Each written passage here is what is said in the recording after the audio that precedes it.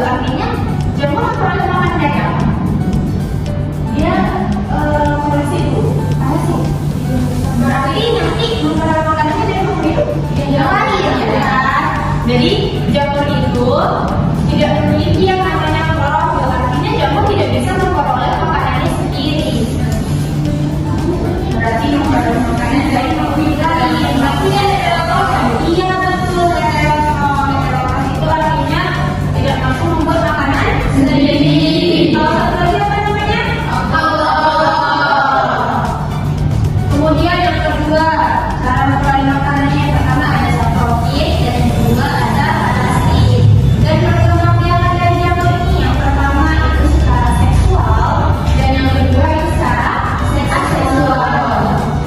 Oke, sekarang ada struktur dari tubuh bumi atau jamur. Mungkin nama-namanya nggak terlihat jelas, tapi bisa ibu gambar dulu.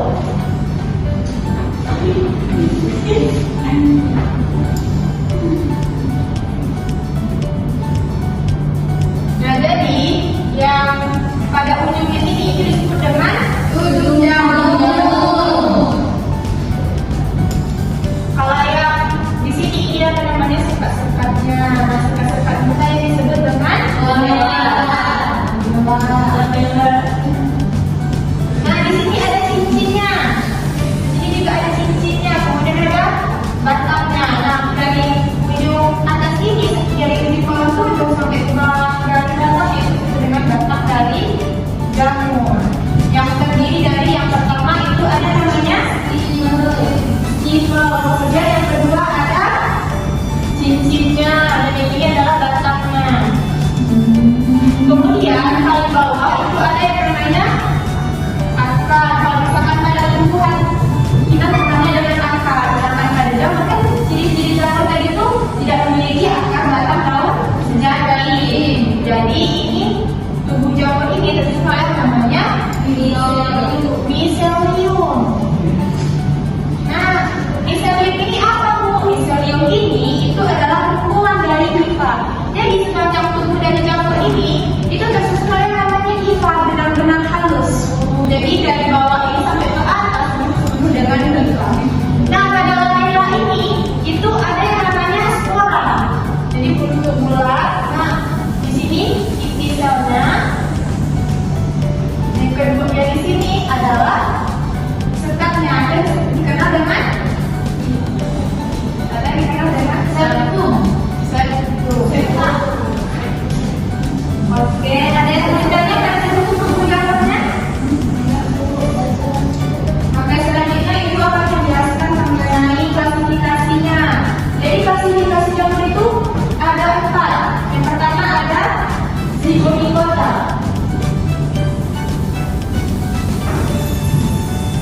Yang kedua itu ada ascomycota. Yang ketiga ada basidiomycota. Dan yang keempat ada dendromycota.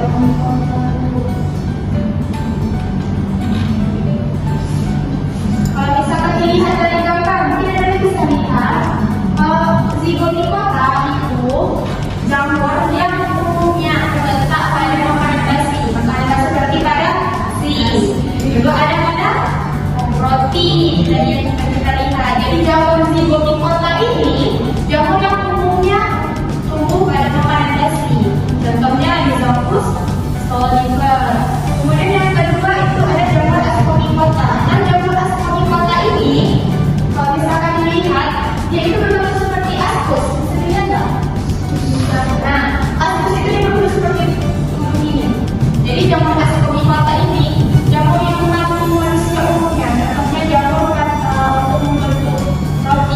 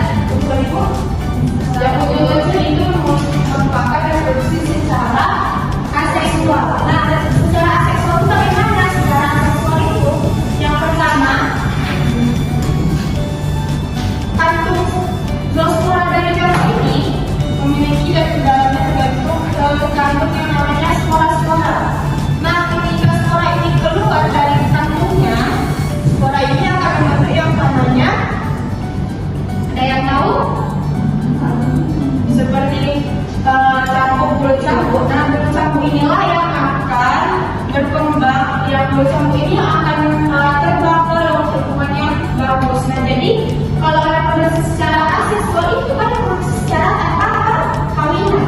Artinya, jamur itu bisa melakukan perkembangbiakan sendiri tanpa adanya sperma dan juga kelamin jantan.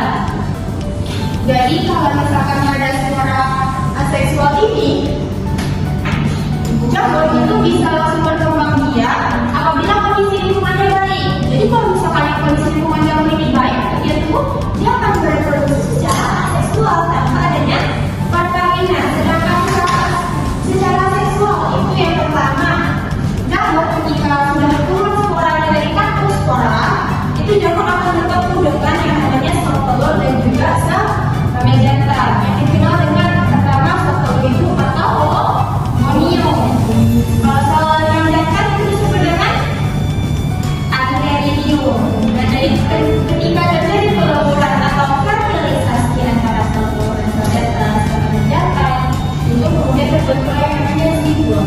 Akan tetapi kalau misalkan pada sini itu bukan disebut dengan zigot, tapi disebut dengan yang namanya oospora. Iya betul. Jadi ketika oospora ini keluar dari dari tubuhnya, oospora ini akan tumbuh dulu di tempat yang kondisinya memungkinkan untuk dia tumbuh. Mungkin itu kondisi lingkungannya masih panas kan ya. Jadi kan umumnya jamur itu hidup di tempat yang lembab. Jadi